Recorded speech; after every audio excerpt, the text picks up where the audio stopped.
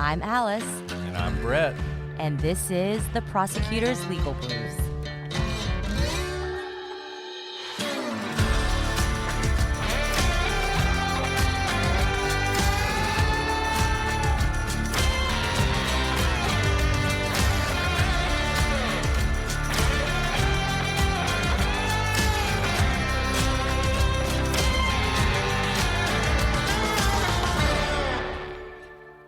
So the state is now done, and you can make sort of your initial thoughts on this. Remember, the state has the burden to prove Richard Allen's guilty. And I assume at this point, I didn't really read that it happened, but it always happens. The defense would have made an argument for a directed verdict. They essentially would say prosecution hasn't met its burden. That would be denied for several reasons, not the least of which, in this case, you do have a confession, and it's a confession that's corroborated by at least one fact. You can't, typically speaking, you cannot be convicted purely on your confession. You can imagine all sorts of reasons. So just saying, I did it, and that was the only evidence the police had, would not be enough. There has to be something corroborating it. Here, you have the I did it, and you have the van fact, which the prosecution has now put on evidence of. That alone is enough to go to the jury. Even if you didn't have anything else, the fact that you have a corroborated confession is enough. Obviously, you have a lot more than that. I think, and we're going to talk about this later, we got all these confessions. The first week of trial was enough to convict Richard Allen, certainly enough to get to the jury. It's a very low bar. So not surprisingly, assuming that argument was made, which I think it would have been because it would have been malpractice not to, they made the motion for a directed verdict, and that motion was denied. So at this point, the defense now has to start calling their witnesses. And it's been said that the defense... By the way, you move right into you it. do. I mean, we weren't in the courtroom, but in all our trials, you literally have a beat. This is why I say the defense really just has to go. Sometimes you have witnesses waiting, at least one witness waiting in your room for days, just in case this happens. And this is why you want to stay on good terms with the prosecutor. You don't want to be jerks to the prosecutor because ideally you're letting them know, like, hey guys, we got 2 more witnesses. We got 2 witnesses tomorrow. We're going to be done. So just want to let you know, right? I mean, we're not trying to trick people here. I don't know what kind of relationship the prosecution has with the defense at this point. So it's been said the defense was kind of surprised that they rested at this point, though obviously it was coming. I mean, we were coming to the end of their They also know what's in discovery. Exactly. And what else there is. They should have this been is ready. obviously the most powerful evidence, which is the van. That's what you want to end on. So they call Cheyenne Mill. She initially was kind of trying to use her notes to testify. You can't do that, so those had to be taken away from her. Her testimony was about the timeline. Now, we know the girls were likely dead by about 2:32. That's the last time Libby's phone moved. Cheyenne parked at the parking lot that afternoon, and she went to the trail with a friend of hers. The problem is, apparently she parked around 2:50, which would be after the girls were dead. She's on the trails at 3:12, and she gets a call from her boyfriend. She sees Shelby Duncan and Daniel Pearson, who were talking on the bridge. I think these 2 people have been mentioned before. She and her friend smoke some cigarettes on the bridge. They walk to the end of the bridge. They step off the trail and relieve themselves. In any event, they don't notice anything. It's not clear why she would, given the established timeline. It's also interesting if you're still thinking about the whole Odinist thing. Like, if there's some sort of Odinist ceremony going down in the trees where multiple people are chanting to their dark gods and sacrificing the girls, you'd think these witnesses would notice something, but apparently they don't. Either way, doesn't seem like she would. They take some pictures, they go home. They don't hear any screaming or anything, which could be significant. The last picture they took was at around 3:55, which was around the time when Sarah Carball is seeing Muddy Bloody Man walking down the street. She would complain that she called the police after she learned the girls were missing to let them know she was on the trail, but they never really got back to her, though it doesn't seem like she really had much to offer, but she was the defense's first witness. Yep. And the next 2 witnesses are kind of along the same lines where it's like they're not going to know anything, and we won't expect them to because of the timeline. So the next witness is Teresa Liebert. Apparently she was very hard to hear, so I think everyone had a little bit of difficulty reporting what she testified to. But she lives near the Weber residence, which is on the connecting access road, and she's lived there for 48 years. In fact, at one point, the defense had her come up to a map to pinpoint where the Weber residence was, and she couldn't do it. This was This happens all the time. This shows you the difficulties that all lawyers face. Here she is being like, I've lived here for 48 years. Can you point it out on the map? I can't. This literally happens to us. The only reason I bring this out is I don't know what it would have helped for her to point it out on a map, but it was a waste of time. It doesn't matter. It kind of this may go to some of the reporting that it seemed like the defense was stumbling around. I don't blame the defense for this. I would also expect her to be able to point it out, but what's the point of pointing it out? Anyways, moving on. On February 13th at about 8:30, she says that she's coming home, and she stops at the community mailbox, and she sees a stranger near the mailbox. She says that she doesn't really get a good look at him, but she did tell law enforcement what she saw. Obviously, this is like 6 hours before the murders, and I don't think Richard Allen was there at 6 hours earlier, so it's not really clear what the point of this testimony is, except to maybe say that there was someone lurking around 6 hours earlier that could have been the murderer. And she was asked if she remembered some girls knocking on her door at 4 o'clock. She doesn't recall this, and she says that she never sees Mailbox Man again, later or at any time. So again, nothing really comes from her testimony. The next witness is Christopher Goatee. He is with the Hammond Police Department as an officer, and he's also an FBI task force officer. And he did canvass interviews after the Delphi murders, and he canvassed Brad Weber. Apparently, when he spoke to Weber, he said in his report that Weber went home, and he couldn't recall if it was straight home or not. The defense really wanted to recollect his collection. The defense really wanted Christopher Goatee to refresh his recollection with the FBI report he wrote, but he canvassed a lot of people. So he's like, okay, I'll look at the report. He read it. He looked at it. And what you have to do is you can't read from the report because the report is hearsay. What you can do is you can read it, you put it down, and then the attorney has to ask you, does that refresh your recollection? If you say yes, you can testify about it. If you say no, you cannot. And what did he say? He's like, it does not refresh my recollection. I don't remember. I canvassed a lot of people, and that was it. So another witness that literally established nothing. And here's what's going to happen. It's going to be that at some point, somebody talked to Weber, and, it was like, hey, do you remember that day a few weeks ago where nothing happened to you that was significant? And he was like, not really. Did you go home after work? Yeah. Did you stop anywhere? Well, I have an ATM business, so I could have been servicing ATMs. Yeah, I think that's what I was doing. Okay, and they wrote it down and left, right? And then years later, Weber gets called in to the police. He knows he's going to go talk to them about this case. Apparently, he looks through his text messages from that day and realizes that he did service some ATMs, but he did it earlier in the day. So when he talks to him the second time, he's like, yeah, actually, I did go straight home. I did the ATM stuff earlier. And that's what he's going to say. And this is important because of the whole white van thing. Now, the defense, they want the jury to think Weber might have done it, right? Maybe he did it. Now, of course, they don't believe that. They think the Odinist did it. So, nobody actually thinks that Weber did it. This is just like a thing the defense is trying to do to introduce doubt into the jury's mind. I think it's interesting, though, to see Richard Allen's defenders online jump on the Weber did it thing when the police or when the defense doesn't actually believe that. We know what the defense believes happened, and it's not that Weber did it. Weber didn't do it. So you can go ahead and drop that online. We're just trying to get the jury thinking maybe he didn't actually drive that white van by when he needed to. Yeah, and note that, remember the Teresa Liebert, who lived next to Weber for 48 years, she saw a man. She probably would know someone she said, lived next to for 48 years. She didn't say, I saw a man, and it was Weber. So all of this it's an attempt to just introduce doubt. But I don't think these witnesses have introduced any doubt yet. And it's always funny to me, and you see this in every single case, every single innocence case. You got the guy who has been charged, where we have all this evidence against him. We're presenting, we have all these witnesses testifying. We got ballistics evidence. We got his own confessions, all this stuff. But there are people who would rather believe it's Weber, who we have no evidence against at all. They would rather think, oh, maybe he did it.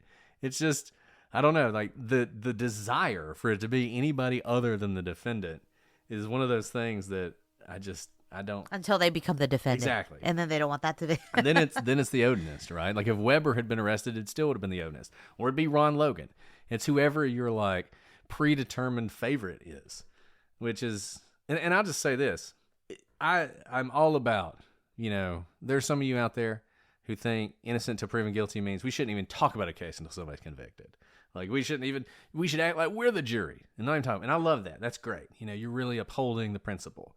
But if you can't move off your preconceived notion when you see the evidence, you're not keeping an open mind. You had a closed mind the whole time. So if you weren't sure Richard Allen did it at the beginning, but no amount of evidence is ever going to convince you, you are the closed-minded one. So try and keep an open mind here when you're hearing this evidence come in. So then we have Dr. Diana Dowinger, who was the director for behavioral health in the Indiana Department of Corrections. Now, she never met Richard Allen, but she's going to talk more about sort of general ideas of mental health and how being in solitary can be damaging mentally. The research is split on that, but there's a pretty, there's good research about how being isolated can sort of mess with your head. Now, she did talk about how, though, the primary job is to keep the inmate alive, and that's the primary thing, then to keep them mentally well. We can't help a dead person, right? And Richard Allen not only threats from inmates, but he also has indicated a desire to harm himself, and that makes it a lot more difficult. And she also talked about how much Dr. Wallet enjoyed true crime, which was a thing that people knew about. And look, there's no problem with that. There's nothing wrong with her liking true crime. There's nothing wrong with her listening to true crime. There's really nothing wrong with her listening to true crime about Delphi. Should she have been talking to Richard Allen about it? Probably not. Should she have been looking up Keegan Kline's stuff? Definitely not. Like, those are all bad things, but just the idea that she liked true crime isn't necessarily a problem. I bet a lot of people in law enforcement, hey, like true crime. It's a part of our lives, so it's not that surprising. She actually recommended podcasts to the doctor. I wondered whether she recommended ours. I don't know. That didn't come out, if she did or not. Now, Dr. Wallace, she visited the Mona and High Bridge before she knew she was going to treat Richard Allen, but that's how much she was into this. And look, it's not great. It's definitely something that the defense was right to seize on. I don't know how far it gets them, particularly given the facts in Richard Allen's confessions. But nevertheless, this is good stuff. A lot of what the defense has done has been kind of inexplicable. This makes sense why they would focus on this. Al talked about Haldol, which is medications it is a fast-acting medication that calms people who are in a state of mental distress. So if somebody's having sort of an episode, you can give them Haldol. It'll calm them down. Now, it doesn't last very long. It passes out of your system fairly quickly. I think, the defense has been trying to present Haldol as this sort of like, you give it to Richard Allen, and all of a sudden he's a different person. He's basically been a different person the whole time he's in prison. So maybe that's why he's been confessing. Who knows? So there were a bunch of jury questions, many of which were very helpful to the prosecution. We talked about safe keepers, what those people are. Are they in general population? They can be. They asked, could it be that Richard Allen was faking symptoms to avoid being moved to general population? She said yes, she had seen that. I don't know that Richard Allen ever would have been in general population, no matter what, since he is just being held at the prison in lieu of a jail. So I don't know if they would have moved him there, but maybe they would have. I don't know. She'd never treated him. Talked about when you're faking a mental health issue, or even when you're in the grips of some sort of psychosis, can truth slip out? And this was something she spent a lot of time on. She said yes, and she said, look, people in psychosis can be telling the truth. Just because you're in a psychosis doesn't mean you're lying. She asked, what would that look like? And she said, their body language, that sort of thing, you can look at those things, but really look at what they're saying. Is what they're saying, is it being told in an orderly way? Is it being told in a chronological order? Is it a linear story? Does one thing follow after another? Are there things in it that you can verify? Those sort of things. Or is it disjointed and all over the place? Does it have organization? Does it have logic? Etc. This is really bad for Richard Allen because his confessions do not sound like rantings and ravings. They do not sound like that. Whether you think they're true or not, he's not doing that. He is telling a coherent story when he's talking to people. She also talked about psychotic episodes often have themes. There's a persecutory theme, People are out to get me. They're listening to me. There's hypersexuality. I'm God's gift to women. Hyper-religiosity.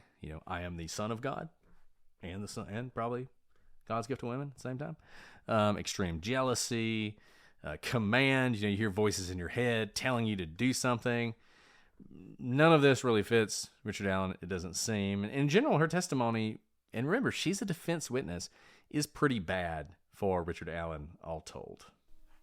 I honestly forgot she was a defense witness because the jury questions, first of all, again, showed how much the jury is listening. And also it seems to be a pretty educated jury population in terms of knowing the questions to ask. But it was the jury questions, I think, that really brought out the pro-prosecution testimony from this witness. So during a break on Friday, Richard Allen apparently, this is reported by the murder sheet, but apparently while they were on break, Kevin noticed that Richard Allen was staring and pointing at him and Anya. And then he was like talking to Rosie while pointing to them. I have no idea, why he's doing that. Apparently he's done that to multiple people in the courtroom. Honestly, there's like 3 weeks. You could be looking at everyone and you certainly know who's probably not on your side and making, podcasts about it. So it doesn't surprise me that much that he would know that. But I think it also shows that he's aware of what's happening in the courtroom. He's not sitting there sedated. He's not sitting there, completely checked out. We have defendants who did that. But I don't remember. I don't know. We didn't do this trial together, but I did a trial where the defendant, he was a white collar defendant, but he wore, it was a over month-long trial, and he wore the same 2 sweaters on alternating days. It was like a green sweater and a red sweater and a green sweater and a red sweater and a green, like, I don't know why. It was like, he had lots of clothes because I've seen him in lots of other hearings. He had suits, he had quite the closet, but every day he just wore it was like Mr. Rogers. And he would like make jokes about his sweater every single day. Anyways, I just point that out in that, like, I don't think it's that weird that he's talking to his attorneys and maybe even taking note as to who is in the gallery because he knows this is a highly publicized trial. Okay, the next witness on Friday was Max Baker, who was an intern for defense attorney Rosie. He's the one who listened to Richard Allen's phone calls and watched the videos, and he put together a tape of Richard Allen's time at the Westville Correctional Center. Now, this was objected to by the prosecution, and the in-cell footage right now is out. Some of the footage that was taken with a camcorder can be used without audio, and it's from April to July of 2023. So they have to figure out if they can do that, but I think there was, on Friday at least, they couldn't figure out what dates these videos were actually taken, which is a problem. I think they ultimately figured it out today. But this just shows you have to be prepared for everything. It's wonderful to come up with, like, your stitched together TikTok videos, but I think the judge literally asked, how do you know these are from the relevant timeline? And they're like, it's labeled? And they're like, who labeled it? I did? Not great. This is, by the way, why like chain of custody and knowing where all your things are from, dated, is important. It's always fun when the defense has to get evidence in. It's like, you guys have been giving us a hassle this whole time. Now we're going to hassle you. Like, how do you know what date that was on? Like, how do we know you didn't switch out the video? So anyways, yeah, they eventually figured that out. That wasn't the last witness on Friday. There was also Brad Heath, who is, I believe, 70 years old. He drove from Delphi to Logansport on a route every day as a service guy. He's driving through on the 13th, and he sees a vehicle parked on the street at around 8:45 a.m. He sees it later in the afternoon. It was a dark blue, older vehicle. He thought it was out of place. It reminded him of a car from the movie The Fugitive. Not that significant. I mean, we talked about this before.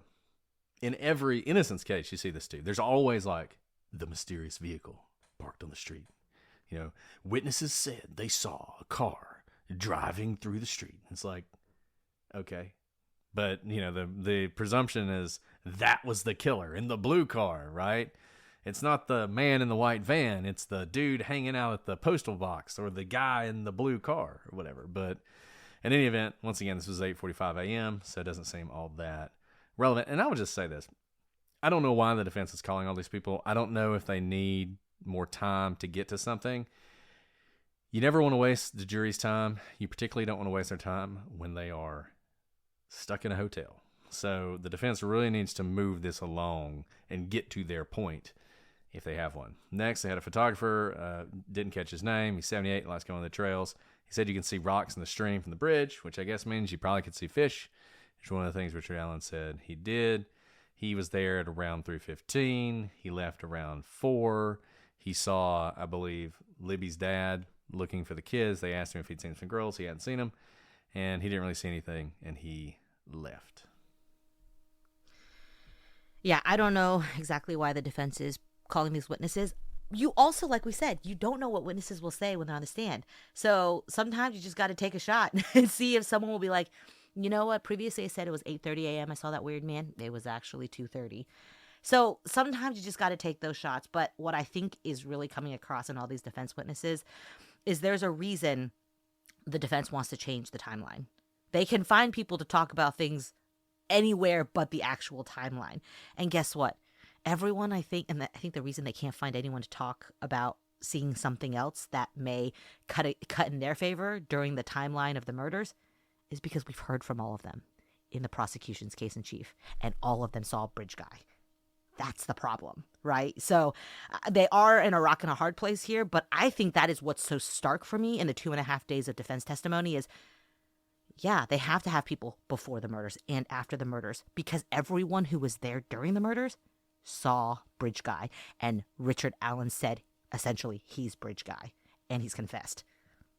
Again, you're dealt the hand that you're dealt here. So I don't know about you guys, but that's what I'm hearing like loud and clear right now from their witnesses.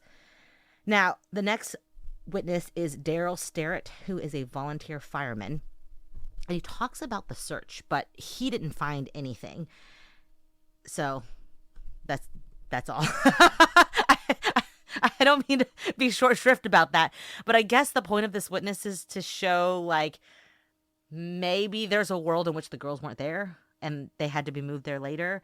It's not clear from his testimony, but he doesn't have to make the argument. Then it gives, I guess, the defense an opening to be able to argue this on cross. Like, this volunteer fireman who searches all the time couldn't find them. Is it because he's bad at searching? Or maybe they weren't even there. So, but that's not what he said. All he said was, I searched. And by the way, so did like hundreds of people for a day, and no one found anything until the girls were found. So the next person was Steve Mullen, who you remember previously testified. He's called back, and he talks about preserving evidence. He talks about the taped over interviews. Remember how there's a lot of interviews in this case, especially before an arrest was made, and not all of the investigative interviews were saved. This is a good hit for the defense. They suggested that it was strange that police recorded the Brad Weber interview, but not the phone call setting up the interview. And that even though they've tested the bullet, they didn't go through Weber's gun. Now, to the extent there were inconsistencies with Brad Weber, he looked at texts which confirmed that he did actually go home that day. So what Brett said earlier, where maybe at the time he's like, well, there's a possibility, I don't know, a couple weeks ago, maybe I went somewhere else before I went home. When he went back and looked at like his own hard evidence, he's like, no, I just went straight home. So this again is the defense just trying to insert doubt. Again, the defense doesn't even think Brad Weber did it. This is just to try and insert some sort of confusion, muddy the waters for their case. Yeah, and look, I mean, I don't really get the point. There's nothing wrong with him looking back at actual data to try and figure out what he did that day, as opposed to rely on his memory. That's why we refresh people's recollection. Is because you want the truth. You want the real answer. And the best way to do that is to look at some, hard thing, like the lady on the bridge where she's the first defense witness. How does she know what time she was on the bridge? She got a call from her boyfriend. So it's the same type of thing. You're just looking to see your timing. So, I mean, I get what they're trying to do, and And maybe it'll be successful, maybe it won't, but it doesn't move me. That's it. Most of you listening right now are probably multitasking. Yep, while you're listening to us talk, you're probably also driving, cleaning, exercising, or maybe even grocery shopping. But if you're not in some kind of moving vehicle, there's something else you can be doing right now. Getting an auto quote from Progressive Insurance. It's easy, and you could save money by doing it right from your phone. Drivers who save by switching to Progressive save nearly $750 on average, and auto customers qualify for an average of 7 discounts. Discounts for having multiple vehicles on your policy, being a homeowner, and more. So just like your favorite podcast, Progressive will be with you 24/7, 365 days a year, so you're protected no matter what. Multitask right now. Quote your car insurance at Progressive.com to join the over 28 million drivers who trust Progressive. Progressive Casualty Insurance Company and Affiliates. National average 12-month savings of $744 by new customers surveyed who saved with Progressive between June 2022 and May 2023. Potential savings will vary. Discounts not available in all states and situations. So Tobe Lesenby is called, and even though we all know his name from following all the press of Delphi over the past several years, he actually had a really small role in the actual investigation of this case. He's more the public face in making announcements about the case. So honestly, not much came out about anything with respect to the investigation. So that was the end of Friday, and then Saturday was mostly showing the tapes. They got the tapes together, got the dates right, of Richard Allen while he was incarcerated. Now, these tapes were not shown to the public, only to the jury. You know, the defense team, who didn't think it was a big deal when they leaked crime scene photos of the girls to the public, were very concerned about preserving Allen's dignity with the videos. Whatever, you know, that's their prerogative. If they want to ask for it and the judge wants to give it to them, so be it. There were a lot of people who were upset about that. Thought that, you know, if photographs of the girls are fair game for the gallery, then so too should be the video. And I mean, I kind of agree with that. I mean, as we've often said, you try and protect people's privacy as much as possible. When you get to trial, that's sort of out the window. As much as I would like to protect the girls, I don't know that it would have been appropriate, for instance, for no one in the gallery to have been able to see the photographs of the crime scene and the wounds, because I think those are things that are very important when it comes to the trial. And remember, you have a right as a defendant to an open trial. And that's your constitutional right. And part of that is having some sort of open presentation of the evidence. Now, post-trial, we certainly can have protective orders that prevent, you know, those photographs and this video from being just on YouTube for anybody to see. I think there's a distinction there. But part of testing the evidence, I think, is the public has some sort of right to access. And generally speaking, the way you satisfy that right is in the public trial. So I don't know. But in any event, this was the decision made by Judge Gohl, who, as we all know, always rules for the prosecution and is totally in the bag for them.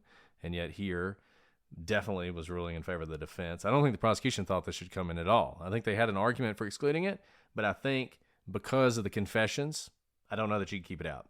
If you had no confessions, I don't think this comes in at all. Then it's completely irrelevant. But I think the confessions, it has to come in. We have no idea what was shown. You know, there were people who said it was shocking, or it appeared to be shocking based on, you know, the way the lawyer was responding, who obviously was doing a little acting, and maybe some of the jurors. We just don't know. We don't know how it plays. We don't know if people are horrified because they're like, wow, look at that. You know, there's that murderer doing murdery things. You know, for all we know, that could be the response. Or they're horrified because they feel sorry for Richard Allen, or they're horrified because this makes them not believe the confessions, or if they're just generally horrified to see somebody acting that way, but it won't have any effect on their decisions at all. We don't know. So at this point, all we can say is that this is Richard Allen's big hope. I mean, based on the defense case we've heard so far, there hasn't been a lot to it. The main thrust is this. Richard Allen was, you know, I think in opening statement, there was some statement that he was treated like a POW, which the defense better hope that nobody on that jury has a relative who was actually a POW because they didn't get tablets in the Hanoi Hilton, and it's insulting to even say that, but that is sort of their take, and this is backing that up. So I guess we'll see. Getting the jury to sympathize with a man who's accused of killing 2 people is hard. That is what they're going for. I mean, it is a Hail Mary, because you basically have to hope that they will ignore all the other evidence because he was treated poorly while incarcerated. I will say, usually when you try to garner sympathy for someone charged with a gruesome murder like this, is what we talked about earlier. The whole, he's a man of God, he is a loving father, he's a person in community that everyone looks to, rather than these videos. And this is hard. They're in a hard place because we've heard a lot of testimony where we've already heard his voice, where he seems to not be in midst of psychosis, where people have said, anyone who doesn't eat for several days is going to act crazy, whether you are crazy or not, and you can force yourself not to eat, but then also eat the 4th meal because you know that skipping a 4th meal is going to trigger, additional response from the prison. So even though they are seeing these videos, again, we don't know what they are of and how it's hitting with the jury, they're not seeing it absent any sort of background. They've been hearing testimony about his actions in prison, and the people who've treated him have said that they think, at least at some points, he is malingering or acting out in a way to, I guess, put on a show. He also had a sticky note today, so there's that. Back to his paper diet. He's back on that. Don't really know what was going on there, but, even when held in jail, apparently, he likes to eat paper. So they show these videos. There may be more. It's unclear. Real quick on that. I mean, obviously we were not there. I don't know. I kind of got angry at the eating a sticky note thing because it feels completely for show for the jury. But whatever. I wasn't in the courtroom today. If I were the prosecution, I would probably use that to my advantage and say, he's sitting here unshackled with his family members in regular clothing, and they're claiming like this is all a show. All of this is a show, and things are going so bad essentially that like he has to eat a sticky note to try and garner sympathy. I mean, it is just, especially with all that we are seeing the defense do and all that we have heard so much about the gruesomeness of this murder or these murders. For some reason, him eating the sticky note today just made me angry. I've kept my emotions out of today's show so far, but for some reason, that act angered me today. So Doug Carter also testified. We had Tobe Lesby. We've had sort of all the famous people. He primarily was there to talk about the FBI. The FBI left the case in August of 2021. It was Carter's decision, and that was pretty much it. He returned the investigative documents, or they returned the investigative documents, and we're out of the case. Didn't really go into why. This has been sort of a thing the defense has hinted at, that this is somehow nefarious, that the FBI wasn't involved. I will tell you, I've been on a lot of multi-agency task forces before. The FBI has a lot of great resources. I can imagine in the beginning it was very helpful to have them. You can do some like behavioral analysis stuff. You can use their manpower. By 2021, this investigation had been going on for 4 years.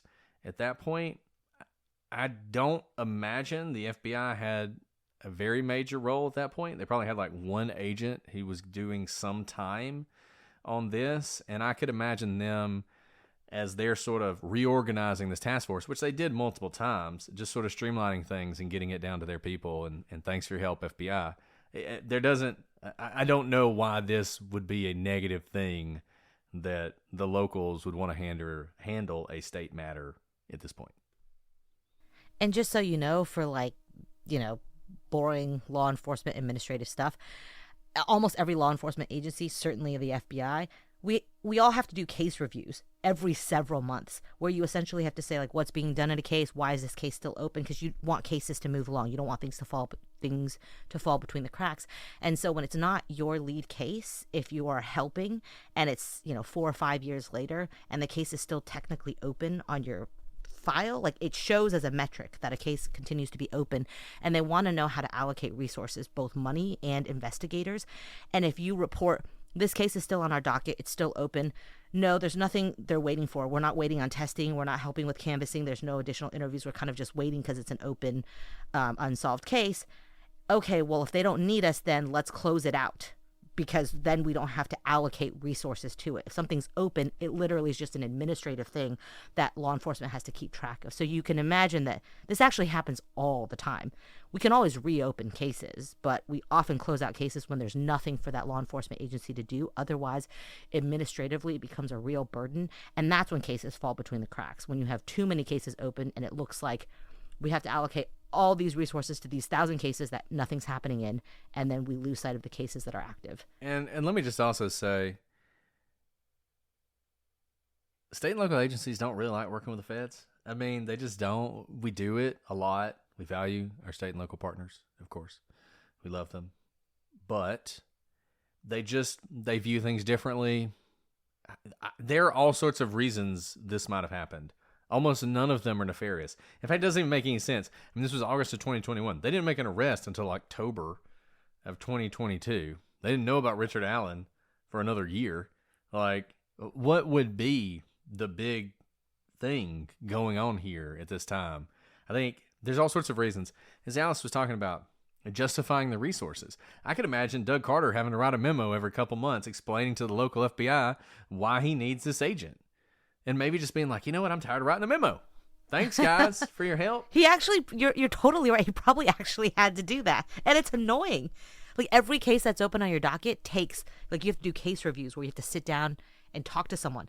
An open case that doesn't need to be reported on takes 5 minutes of your life every few months. When you have, like, a ton of cases, that's a lot. And look, once again, the FBI is just there to help. This is not their case. They have no jurisdiction. It's not a federal crime. There is a kidnapping, so at the beginning, there might have been a federal hook.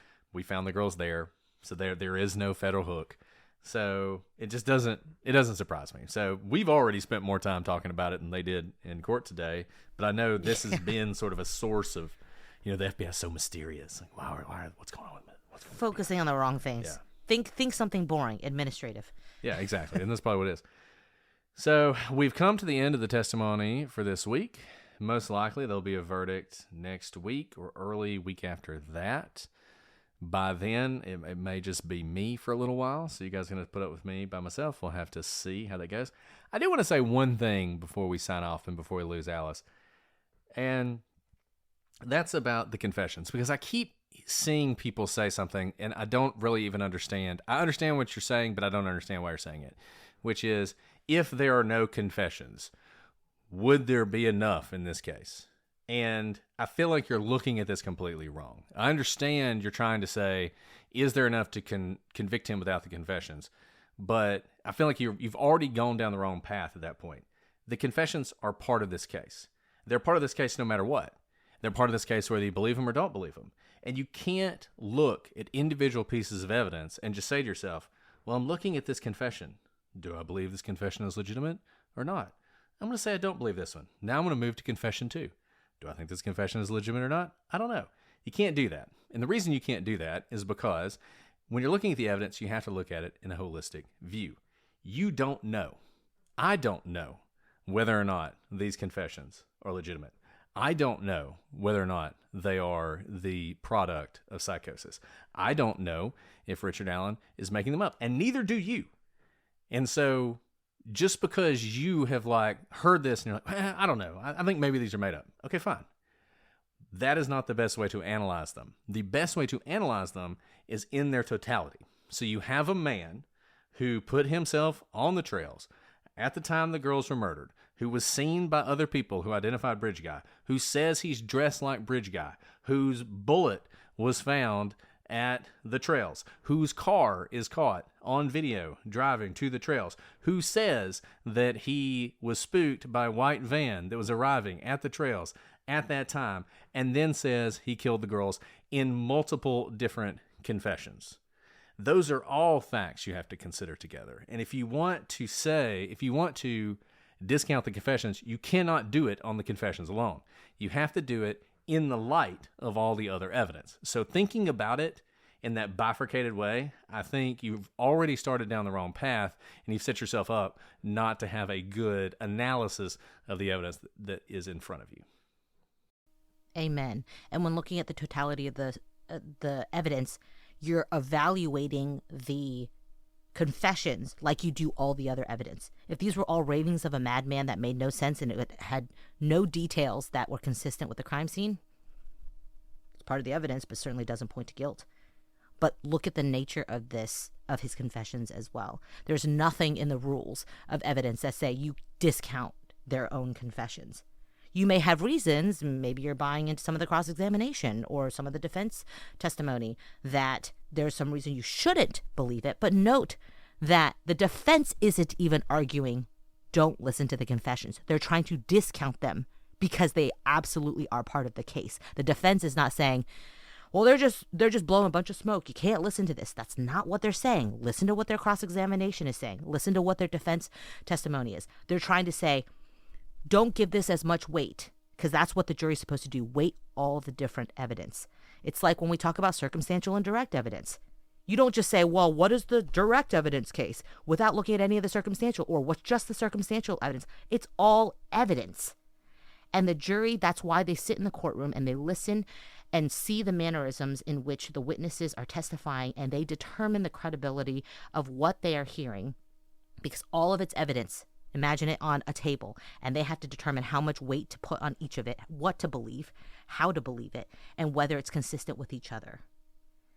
So be a smart observer of the evidence, and that's the way to do it. That's what the jurors are going to be instructed to do. That's what you're supposed to do. This is what you do in real life as well. Think about how you make decisions in real life. You don't go outside, using the rain example. You don't go outside and say, okay, so take away the fact that water is falling from the sky.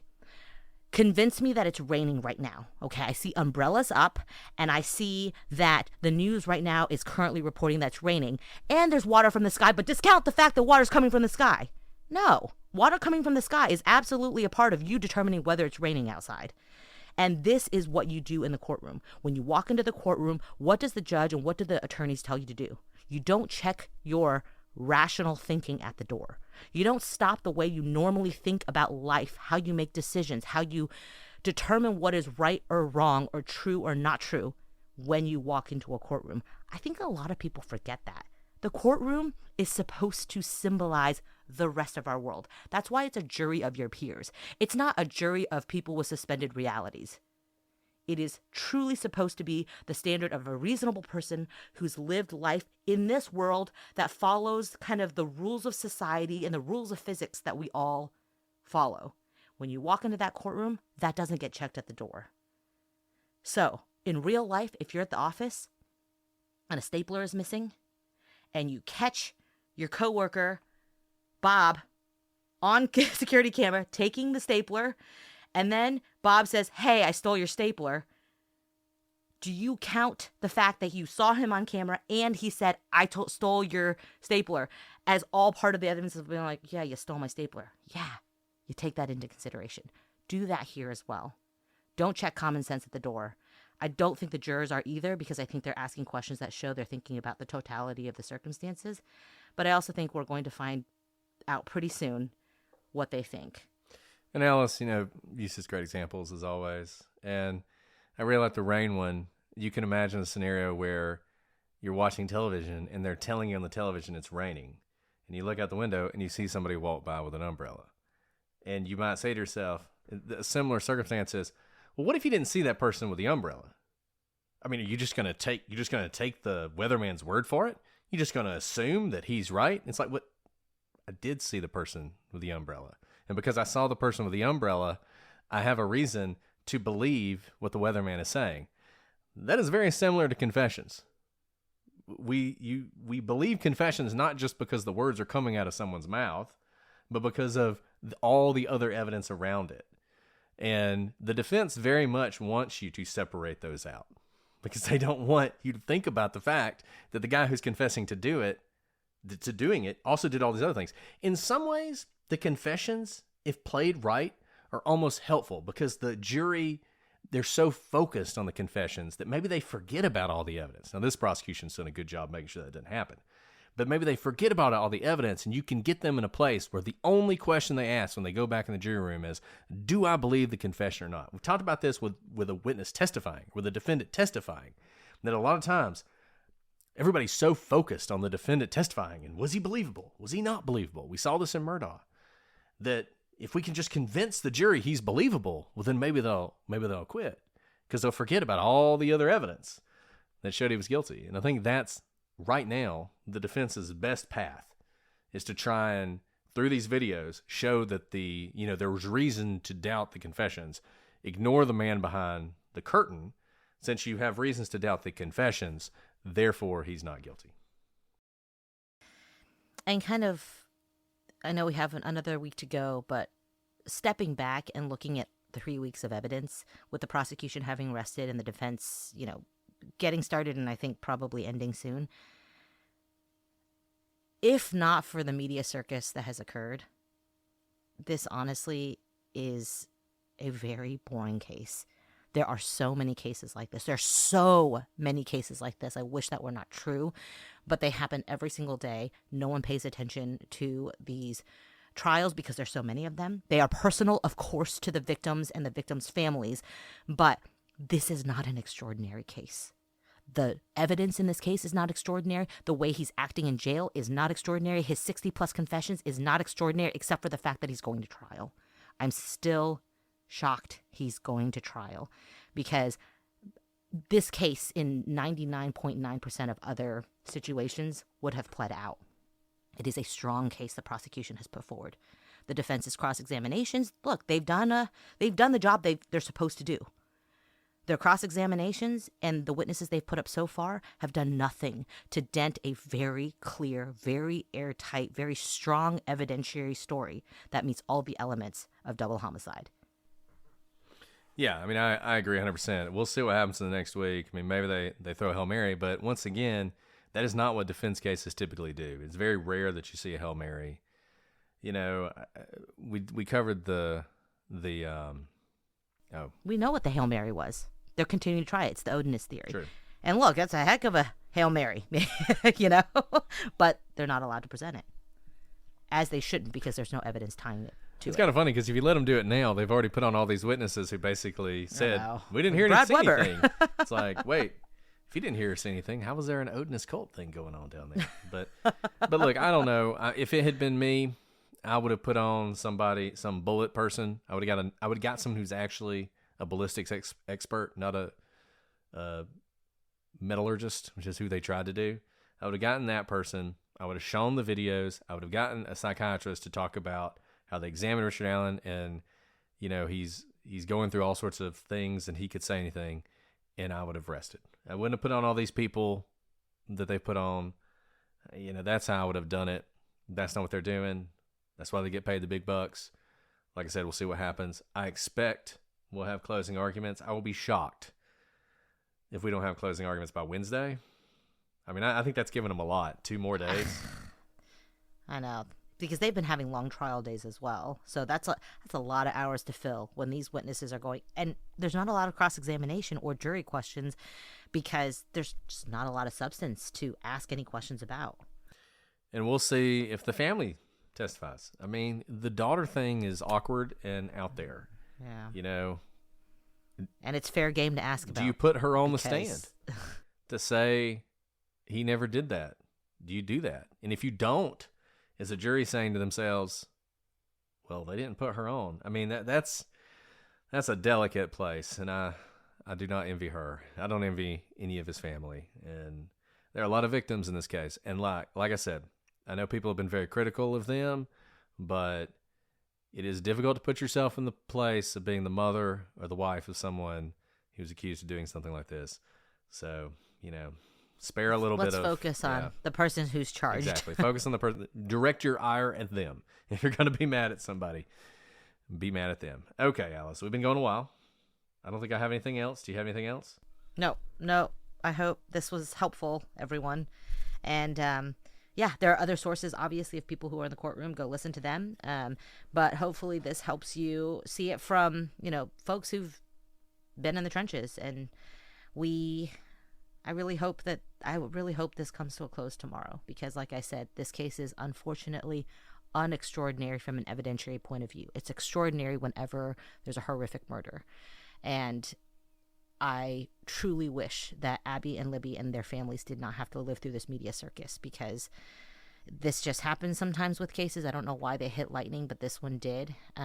But now that we've heard really, I think most of the evidence, it's not a difficult case, and it's not an extraordinary case. So I do hope there's closure very, very soon for everyone involved. I agree 100%. With that, Brett, I always love recording with you on a Saturday night. Seriously, this is always really fun to be with all of you. Thank you for showing up and for listening, and we'll see what happens next week on a lot of fronts. Until next time, I'm Alice. I was about to say, you gonna say your name? No, it's my turn. It's my turn. Totally my turn. I was like, come on, Brett. But until next time, I'm Alice. And I'm Brett. And this is the Prosecutor's Legal Briefs.